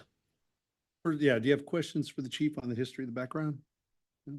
I have taken, I've spoken with a couple of board members who wanted to do it, and Grant Gould, and Director Jones have both expressed an interest in doing this and willing to take on this role. So I would nominate the 2 of them. If anyone cares to second that, we can. We all would. We all would. We have a motion by President Wood and a second by Director Clark. Would you like me to take the roll? Please, thank you. Yes. Director Sailors. Aye. Director Stark. Aye. Director Clark. Director Jones. Aye. Director Weber. Aye. Director Costa. Aye. President Wood. Aye. Thank you. Motion passes. Appreciate you stepping up for that, Director Gould and also Director Jones. Item number 7, action item number 7, we will take after closed session. So we'll move on to reports. President's report, I have nothing to report. Fire Chief. Yes, good evening again, President Wood. Thank you. Directors, colleagues, members of the public, good evening. Adam Mitchell, Acting Fire Chief for Chief House. A couple items to update you on. We had a Station 111 open house and Old Betsy's 100th anniversary on September 6th, you heard about earlier in public comment. Thanks, Roger. It was well attended. It was hosted by the crew there. We appreciate their dedication to getting the station ready, as well as recognizing the 100th anniversary of Old Betsy. Thanks again to all the staff who assisted with the planning, logistics, and of the staffing of the event, as well as to all of those in the community that attended. It was awesome to recognize the milestone of that engine at 100 years. So thanks for all the work that went into it. Secondly, we have a Metro Fire MMP Academy 25-2 that will be in class on Monday, September 15th. And as of yesterday or 2 days ago, there were 16 recruits that will begin that academy, and we welcome them and we look forward to them and supporting their success as they begin their academy and future being future members of the agency. And then this morning and throughout today, a number of members participated in the 9/11 Memorial Stair Climb, and I see a few of them in the audience. I'm sure their calves are a little sore, but it was well attended. It was a great job to be down there and recognize their participation. A lot of firefighters and community members in honoring the lives of those lost in downtown. We also had many remembrance events across our community we participated in, reflecting our continued commitment to never forget. And both operations and professional staff represented the district with a lot of professionalism and respect, and we thank them for their dedication on this day. And on that note, on today, which is the 24th anniversary, we want to take a moment to reflect and honor the lives of those lost on September 11th, 2001. This day is forever etched in our hearts, not only as Americans, but especially as members of the fire service, where the legacy of bravery and sacrifice is deeply cherished. We proudly carry forward the memory of those 343 FDNY firefighters who selflessly gave their lives that day, along with the countless first responders and civilians whose courageous actions continue to inspire us. September 11th serves as a poignant reminder of the true purpose and calling of our profession, to safeguard lives, even in the face of significant personal risk. While the tragedies of that day took place 3,000 miles away from here. Metro Fire members were among those who answered the call and deployed to assist in recovery efforts at the World Trade Center and the Pentagon following the attacks, in addition to our partner agencies in the community. They dedicated countless hours over many days working alongside other first responders under challenging conditions to conduct search and rescue missions. Their expertise was vital as they navigated debris and faced hazardous environments, demonstrating remarkable resilience and determination. The spirit of solidarity among first responders, including Metro Fire, exemplified the true essence of service and sacrifice during these trying times.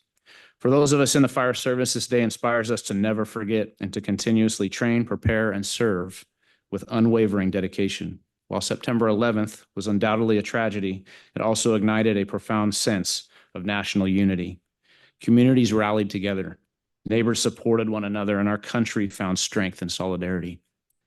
Today, as Metro Fire, we honor that spirit by fostering trust, resilience, and partnerships within our own community. The impact of 9/11 continues to affect many, as numerous first responders and survivors face ongoing health challenges related to their service at Ground Zero. We stand with them and honor their sacrifices. On this solemn anniversary, we reaffirm our commitment to our core values of integrity, professionalism, teamwork, and devotion to duty. We will always remember those that we lost, the families whose lives were altered, and the enduring examples of bravery that continue to guide us. So let us carry our mission to serve our community with pride and respect, honoring the incredible sacrifices that were made. And if you would entertain it, President Wood, I would like to request a moment of silence at the conclusion of our board member comments before adjourning to closed session. I appreciate that. Thank you so much for the report, Chief, and we will definitely have that moment of silence. Thank you.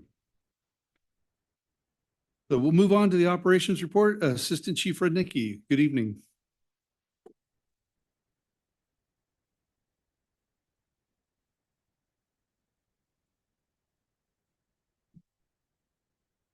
President Wood, directors, Chief Mitchell, colleagues, John Rudnicki, Assistant Chief C Shift Commander.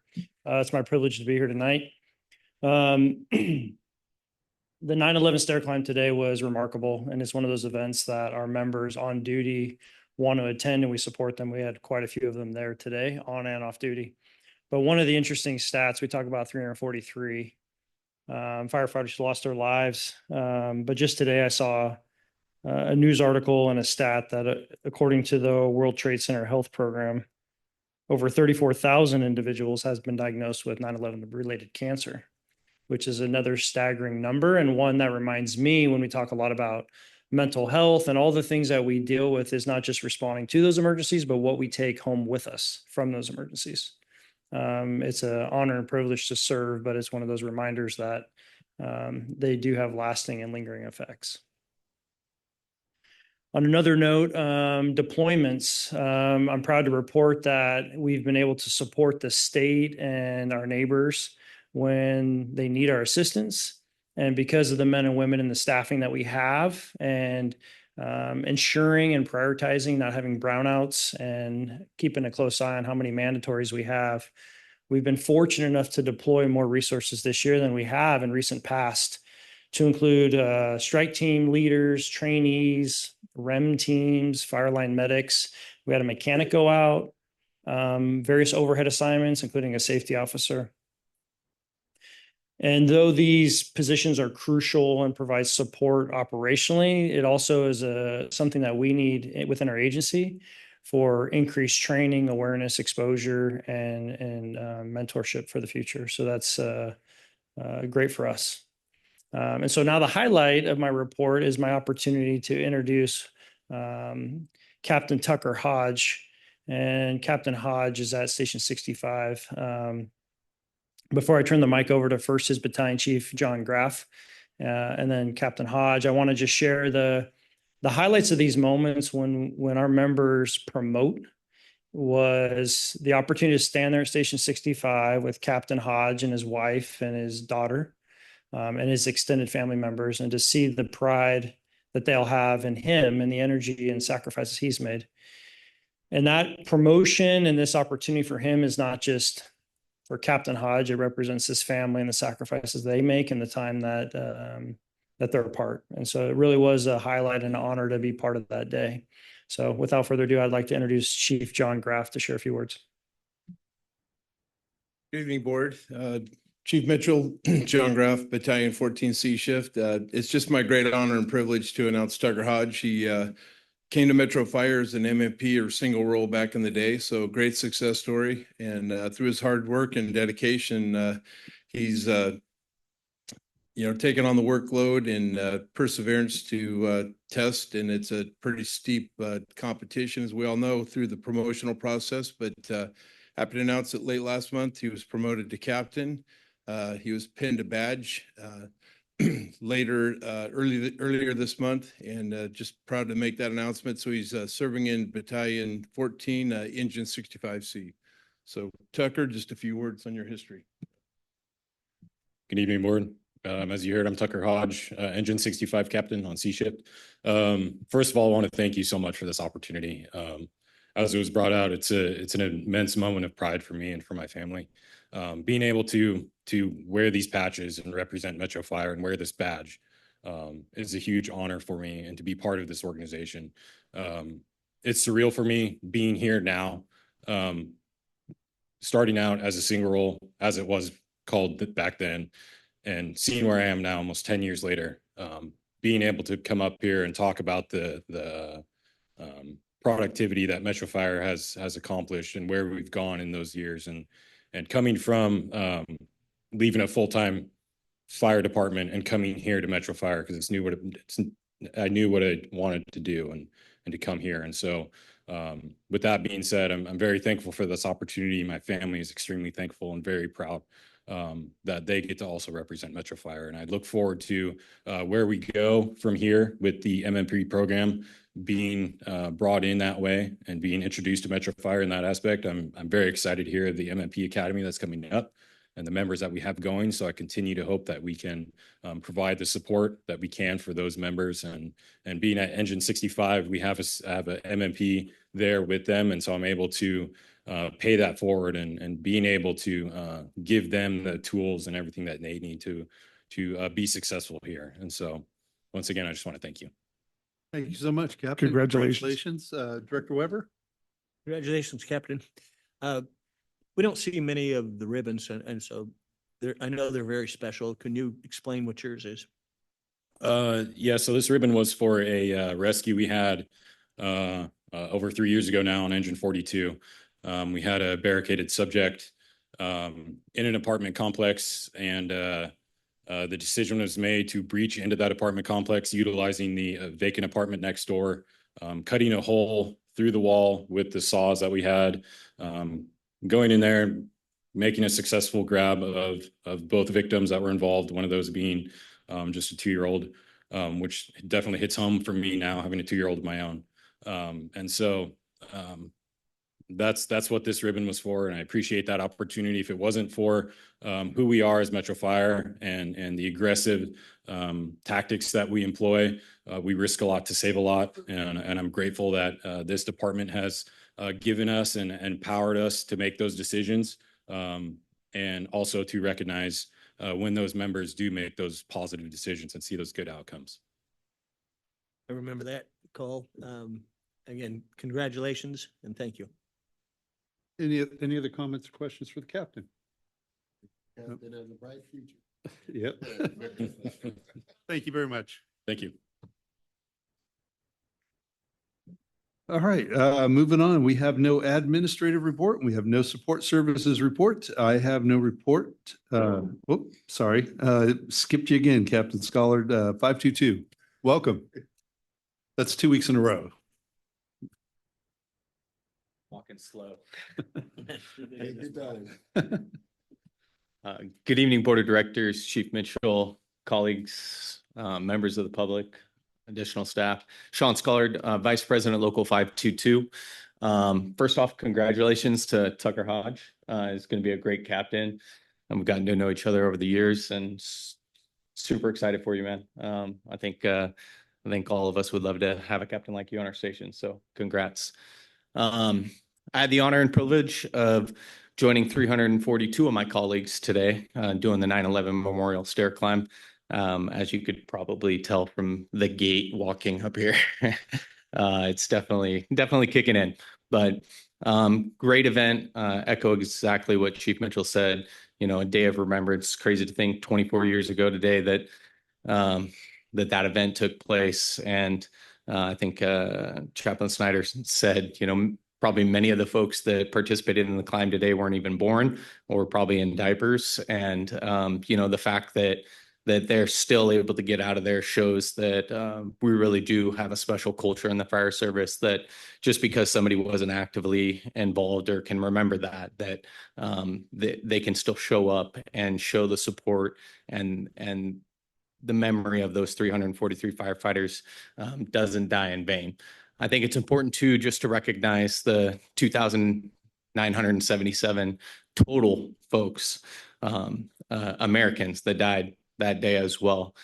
So as much as we like to remember the 343, our job is exactly that. We're public servants and we do everything that we can to protect civilians. And I'm sure that the FDNY and all fire departments across the nation hold that near and dear to their heart, you know, to also remember those that we couldn't save that day. It's a wonderful event every year. What was really exciting this year, and I talked to a lot of the guys, I don't want to age myself and say, you know, the older group, because I definitely still feel like I'm young, that there were so many new faces. I shook hands and got to talk with so many people that it was their very first year in the fire service, from agencies all over the place. Metro Fire had a phenomenal showing. We've really stepped it up, and Sac City, a lot of the regional agencies, they're, you know, Cal Fire, Bay Area departments, a lot of Northern California, but it's been a fantastic event, I think since 2009. So it's the 16th year doing this, and it just seems to get better and better each year. The support from the community out there, thank you to all of them, the 6 that are watching this tonight, hopefully. But the community support out there is just fantastic, you know, opening up the doorways, giving us some encouragement as we're taking those relentless steps up and down the towers to get up there. It's just a great showing of support from the members of public and those that are currently in the fire service. So thank you to everybody in the room that was in attendance today. And yeah, I would just ask to keep in mind the total, the 2,977 that lost their lives that day when we take that moment of silence. So thank you.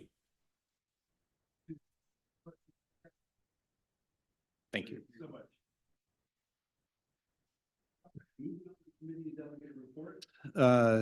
Now I'll tell you that we have no executive committee report. Chief Eureka, Comm Center, JPA, good evening. President Wood, board members, Chief Mitchell, colleagues and guests, Joe Furica, Deputy Chief of Administration with the Comm Center JPA report.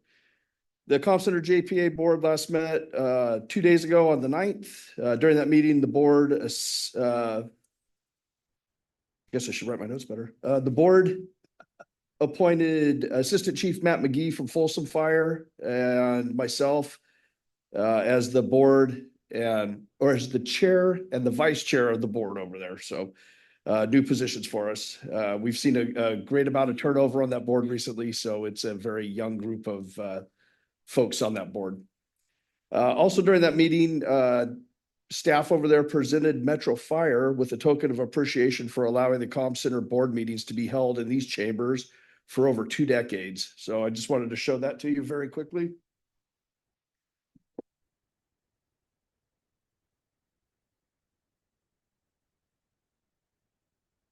Yeah. Yep. Nice. So that's very nice, and I'm sure it'll get displayed. Our next meeting is scheduled for September 23rd. And unless you have any questions, that's the end of my report. Do you have any questions for Chief Eureka? Thank you so much. Appreciate that. Thank you. Moving on, Finance and Audit Committee, Director Jones. We're up. Finance Audit Committee. Our next meeting is September 25th, 5:30 in these chambers. Come one, come all. All right. Policy Committee, Director Costa. Thank you. The policy committee met today. We heard revisions to the workplace violence policy and move forward to the full board. The next meeting is scheduled for October 9th. Thank you. Moving on to board member comments and questions. We'll start with, to my right, with Director Sailors. Thank you, Chair. I would just like to extend a great thank you to Station 111 for hosting the open house for Old Betsy's 100-year plaque. And it was a great event, attended by many. And since today is 9/11, it is a great day of remembrance. Thank you to everyone who did the stair walk and for our moment of silence. And that's all I have for tonight. Thank you. Thank you, Director Sailors. Director Jones? I was going to say no comment, but I wanted to share one report, again, in remembrance of 9/11. A report I heard on the radio this morning is that there's still a lot of work to be done. 30% of the victims have still not been identified through the DNA, and we've made great strides over the last 20 years with analysis and identification, but that's some of the work that still remains to be done. Thank you. Director Stark? I'm contained. Director Clark? No comment. Thank you, Mr. Chairman. Director Weber? No comment. Director Costa? No comments. And I will also echo the comments that were made earlier, and I just want to say thank you to the crew and everyone that helped make the open house at 111 such a great success. We've talked a lot about Captain Nunes, but there's a lot of other people that went into making that work. All of our CERT team members, Chief Nygren and her staff were there. So there's a lot of people that deserve thanks for all the work they put into that open house. And beyond that, we're going to go into closed session now to address item 7 and the items listed in the agenda. Our next meeting will be September 25th. If we could stand and take a moment of silence for the victims of 9/11.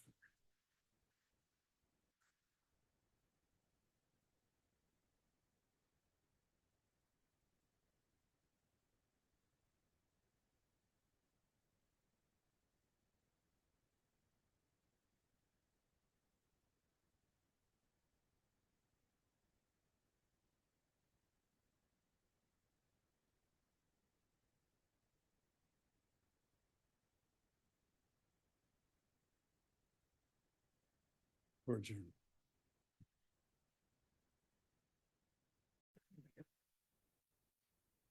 All right, welcome back. Can we get a report out from closed session, please, Mr. Lavra? Yes, thank you, President Wood. At the board met in closed session pursuant to the closed session agenda. On item number 1, the workers' compensation matter involving Carl Jewell, the board unanimously voted to approve the workers' compensation claim of Mr. Jewell. On item number 2, the industrial disability retirement claim of Michael Lozano, the board took no reportable action. It will be revisited in open session. Item number 3, conference with legal counsel considering the government code section 910 claim involving Bradley Sweatland and Sac Metro Fire District. The board voted unanimously to instruct the clerk of the district to return the claim as untimely per the provisions of the California Government Code. Thank you. All right, our only remaining piece of business today is to vote on the IDR for Chief Lozano. Do I have a motion on that matter? Motion, please. And that's a motion to adopt staff's recommendation? Yes, sir. All right, and we got a second from Director Jones? We can get Right. the roll, please. Yes, Director Sailors, Aye. Director Stark, Aye. Director Clark, Director Jones, Aye. Director Weber, Aye. Director Costa, Aye. President Wood. Aye. Thank you. Motion passes. Thank you all. We'll see you here on September 25th at 6 o'clock. We're adjourned till then.